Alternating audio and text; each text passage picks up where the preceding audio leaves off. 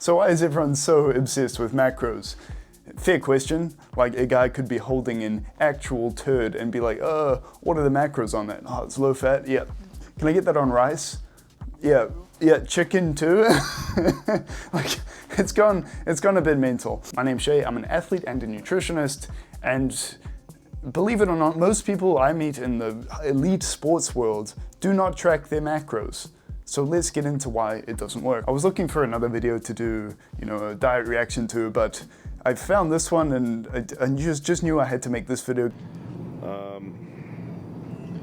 Not bad. 20 grams of protein, 330 calories. Oh wait, is that in one serving? 20 grams of protein for 660 calories? Such dog shit macros. We'll still try it. These look pretty good.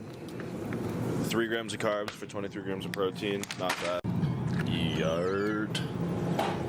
Processed burrito, oh yeah, let's do that. Oh no, it's bad macros. Oh, chicken nuggets, yeah, good macros. And then I was looking at his shopping cart and it's just all trash. Like, aside from the steak, it's all just like factory made trash with some protein added. Like, do we not remember what food is?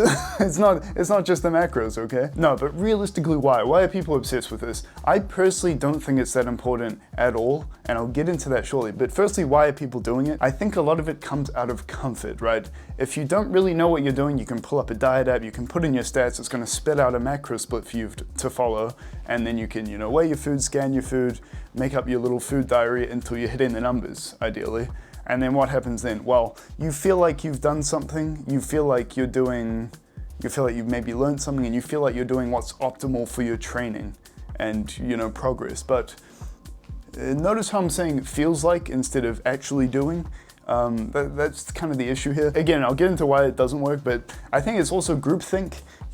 Everyone is so obsessed with this. All the fitness industry people are like, oh, these are macros, I do the macros. So everyone just thinks it's, the done thing, and it's probably what you should do, which is kind of funny. It's like, oh, this is what most people do. I hate that justification. Like, have you seen most people? Like, dude, you look like an actual pumpkin. So quickly, why it doesn't work. This section isn't too long because, you can hit a macro target using protein powder and cookies.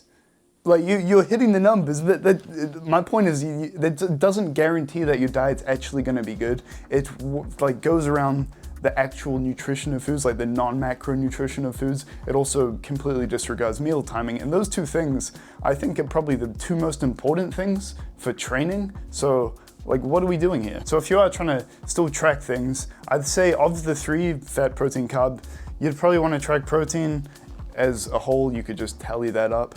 Ideally, this is the other thing, within fitness and bodybuilding, these guys are recommending outrageous levels of protein intake, but these guys are on juice as well. So of course they need more because they're just growing at a faster rate, right? Honestly, 1.5 grams per kilogram is probably fine. Like, some of these guys in the fitness industry are recommending 2.5 grams of protein per kilogram. It's like, what are you, an actual bull shark? If you're enjoying this, please be sure to subscribe. Instead of tracking your macros, way better for your health. It's just kind of funny how almost fetishized protein is within the fitness industry. It's like people are like, oh, these are good macros. It just seems so funny to me. So it doesn't make the food good just because it has protein in it, right? It's like, okay, carbs, they make you fat. Fat makes you fat. What do you eat then, dude? Just protein? How do you get by? You're also just trying to hit protein all the time, like pre-workout, they're trying to choke down steak and eggs. That's not gonna help your session, which gets into the next part, which is carbs, right? I always say the 1 to 4 rule, get 1 to 4 grams of carbs per kilogram of your body weight 1 to 4 hours out from training, or just have a decent meal 4 hours out and then just a carb-dense snack, maybe some dried fruit or even some candy before training. That'll hit the mark for you. I think if it fits your macros, just kind of doesn't talk about carbs pre-training. This is actually what your body's working off, so it's like, what are we doing, dude? Don't eat the steak and protein Pop-Tart, dude. What are you doing? And another big issue is with these dietary macro trackers, they're gonna give you 15% total of your whole intake is fat. Anything below 20% of your total intake being fat wrecks your hormones. So don't follow the macro calculator.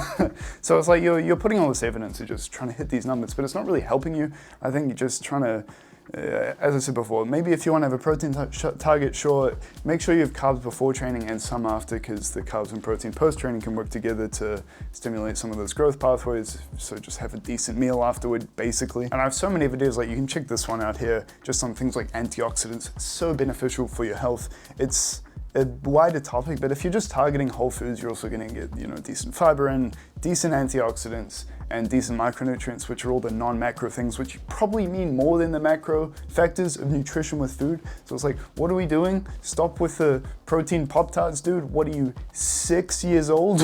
And as well, like, people get a little bit chaotic about eating 8 meals a day. That's not really good for your gastrointestinal system. It just never gets a break. So, I mean, ironically, the person who's just eating like 3 basic well-rounded meals a day and doesn't even know what a bicep curl is probably has a better diet than some of these bodybuilding and fitness people, which is to me quite funny. Now that I think about it, it's kind of like the midwit thing.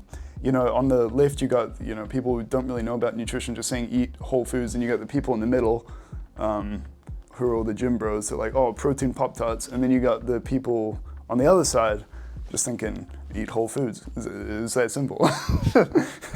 Like, you'd think I wouldn't have to make these videos, but it just irks me so much. It's like, especially because there's no accountability for the influence that these people have over others. You get people in the fitness space. People are following whatever you say. So if you're saying things that aren't really beneficial and you're just kind of saying them because it's a brand endorsement or just because you don't really know what you're doing, but you feel like it's right, it's kind of irresponsible, I think. Yeah, let me know what you think in the comments down below. These are some videos that might be helpful if you're looking into this sort of thing, but I will see you in the next one.